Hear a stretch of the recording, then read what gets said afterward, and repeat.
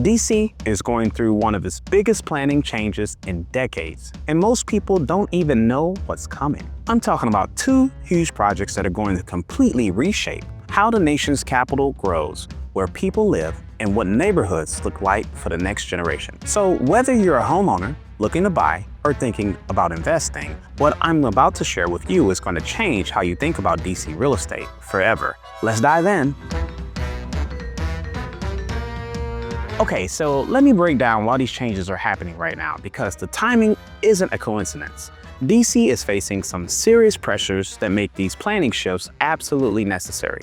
First off, housing costs have hit a median of $683,000. That's not just expensive, it's pushing long-term residents out of their own neighborhoods. The city set a goal to build 36,000 new housing units by 2025 and actually surpassed that target, hitting 101% of the goal. And speaking of numbers, wait until you see the largest private investment in DC history, $2.7 billion.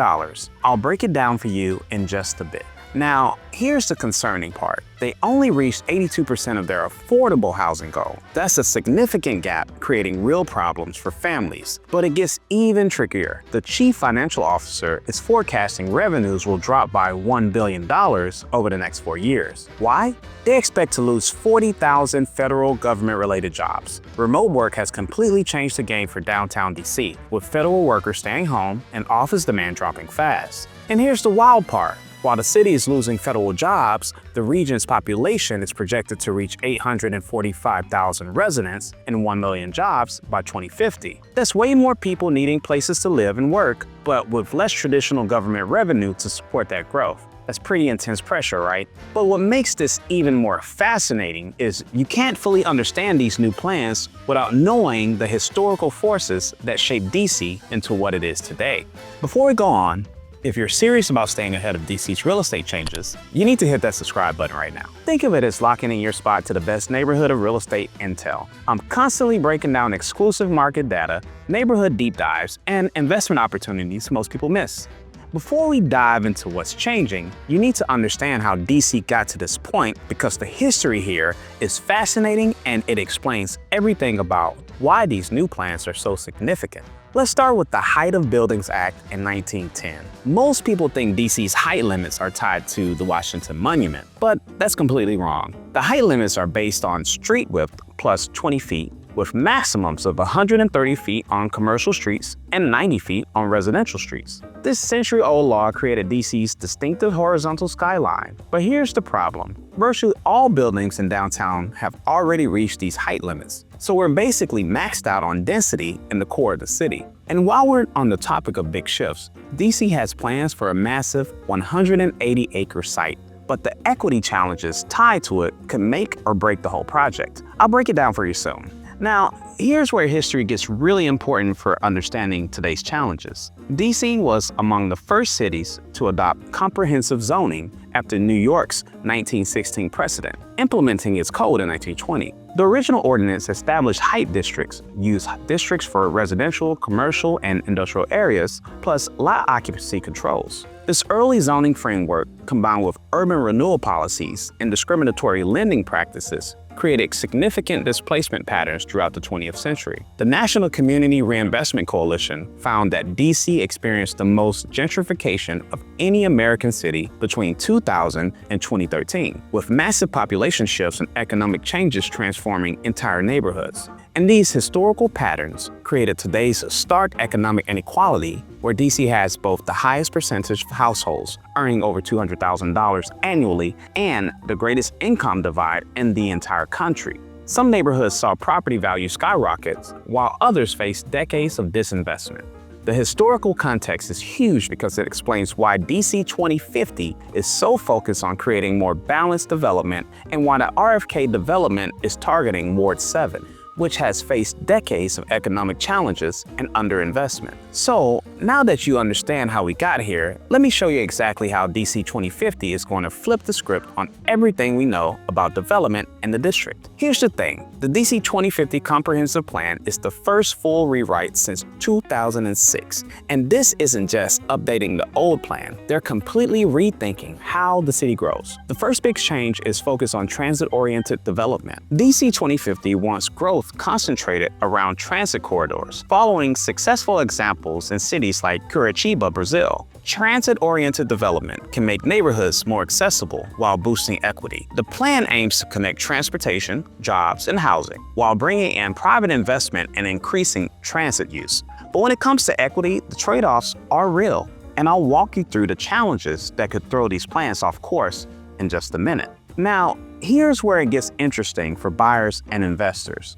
The plan specifically targets high-opportunity neighborhoods. These are areas with top-rated schools, healthcare access, and chances for affordable housing. This is a big shift from putting affordable housing mostly in historically disinvested areas like Southeast DC to spreading it across the city, especially west of Rock Creek Park, where affordable units are rare. And here's the game changer. DC 2050 is promoting missing middle housing. That means duplexes, townhomes, and small apartment buildings that fill the gap between single-family homes and large apartment complexes. These housing types were common before the 1940s in cities like DC, Baltimore, and Philadelphia. They give affordable options while keeping the neighborhood feel. The plan wants to reform zoning rules that make this kind of development tough right now. And check this out. DC 2050 also plans to turn key corridors like 14th Street Northwest into vibrant, mixed-use areas with housing, retail, offices, and cultural spaces. The plan encourages combining lots along these streets to allow bigger projects while supporting local businesses and preventing too much gentrification. Now, if you think DC 2050 is big, this next project is about to blow your mind with its sheer scale.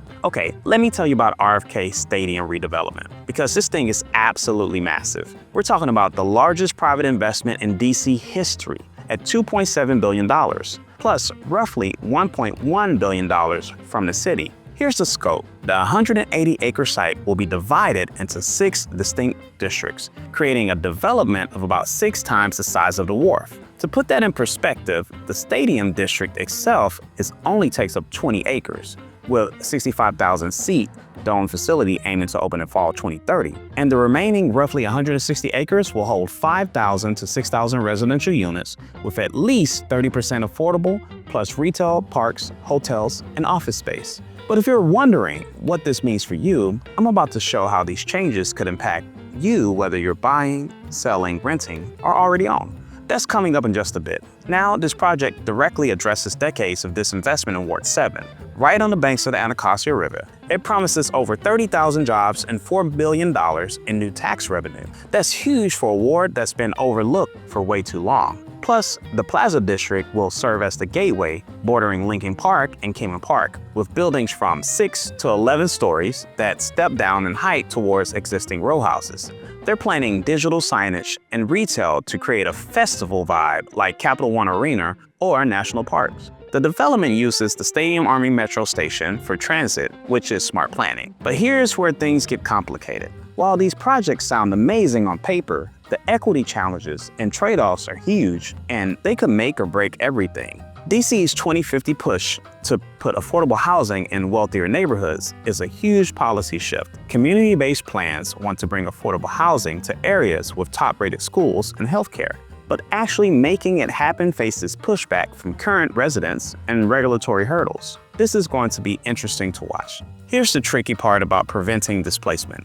Both DC 2050 and the RFK redevelopment recognize the risk, and the city has set aside $400 million for the Housing Production Trust Fund, an expanded Tenant Opportunity to Purchase Act, also known as TOPA. But critics say that focusing on building new units while rents rise right away might not stop current residents from actually being pushed out. That's a real challenge the city will have to handle carefully. The infrastructure challenges are huge too. DC still faces the projected $1 billion revenue shortfall over 4 years, which limits the money available for projects and upgrades needed to support all this growth. The city's fiscal year 2025 budget shows what they're calling tough choices, with with program cuts and delayed investments. WMATA alone needs hundreds of millions of dollars in additional annual funding from the region, and the RFK project will put even more pressure on transportation networks. All right, let's get to what everyone wants to know. How do these changes affect whether you're buying, selling, owning, or renting in DC?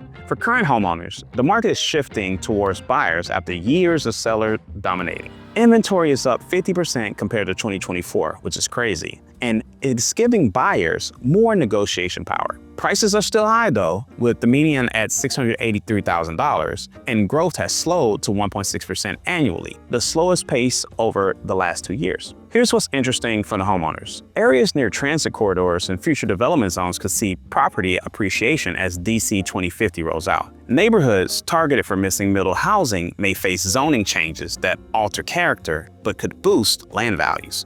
That's something to watch. For buyers, current mortgage rates in the mid-6 to 7% range should help affordability compared to the recent peaks. But all cash offers still make up about 27% of transactions, which is tough for traditional buyers. Now, first-time buyers average 38 years old compared to 28 a decade ago. That shows how much affordability has been squeezed. Smart buyers should follow DC 2050 future land use map updates and RFK development phases for new opportunities. Areas like Navy Yard, Petworth, and other transit-accessible neighborhoods show strong investment potential. For renters, DC rental market is still strong and steady demand from the city's transient professional population. The RFK development alone will add thousands of rental units, while DC 2050's missing middle focus should increase rental options citywide.